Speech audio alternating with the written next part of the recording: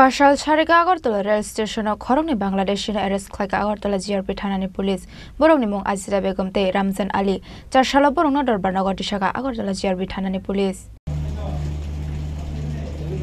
হাইনো হাইকা অক্টোমাও কাশাই ফাইকা ফয়সাল দালাল রনি ইয়াগ্র মৈত্রীপ্রা হাজরা ফাইসক পাইকা খরংনি বাংলাদেশি বর্ডারা আসক কারাক মরক মুংটকমানি ইয়াগল ফানো থাকলিয়া বাংলাদেশের রক্তপ্রা হাজরা হাপাইমানি আবা হাইকেনো ফয়সাল সারিকা খরংনি বাংলাদেশি রমখা আগরতলা জিআরপি থানানি পুলিশ বড় খরংনি বিসিংগতঙ্গ খরকসা চলা তে খরকসা বরই বরংনি মুং আজিরা বেগম তে রামজান আলী বরক বাংলাদেশ রোহিঙ্গা ক্যাম্প 5 কক্স বাজারনি ফাইমানি হনি সায়মানখা আবা হাইকেনো বরকনি ইয়াগম মানখা ইন্ডিয়ান কারেন্সি আবা হনি শাকা জিআরপি থানানি ওসি তাপসদাস বরকনা ইনভেস্টিগেশন খাইমানি ইয়াগল সায়মানখা বরক খরং নইনো কলকাতাও থাংনা ফাইমানি হনি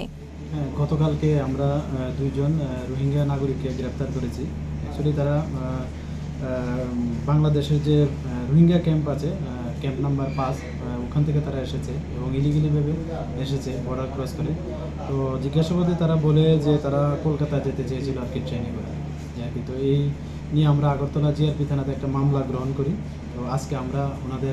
আমাদের আগরতলা লার্নেড কোর্টে পেশ করছি আর কি আজকে তাদেরকে কোনো রিমান্ডের আবেদন জানানো হবে তাদেরকে রিমান্ডের আবেদন জানানো হচ্ছে এবং তাদেরকে তারা যেভাবে এসছে তাদেরকে কে সাহায্য করেছে সেই ব্যাপারে আপনারা কি তদন্ত করেছেন এই ব্যাপারে তো তারা এখনো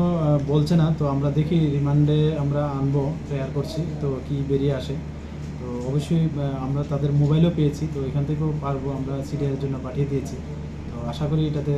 যারা ইনভলভ আছে অবশ্যই আইনের আওতায় আসবে তাদের কাছ থেকে আর কি কি উদ্ধার করা হয়েছে তাদের কাছ থেকে এমনি ইন্ডিয়ান কারেন্সি আর তাদের যে স্মার্ট মোবাইল ফোন এগুলি পাওয়া গেছে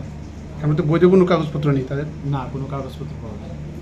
পার্টি মুংনটুই আগরতলা জিআরপি থানানি ওসি তাপসদাস শাখা পার্টি মুঙ্গ করংজাক ডালানো রমনানি বাগৈ সাইটগৈ নাইতো মুঙ্গ অংখরজাক টাবুক হनै আবা হাইকেনো রিমান্ড ছাनै 4 সাল বরংনা দরবার নগরটি শাখা আগরতলা জিআরপি থানানি পুলিশ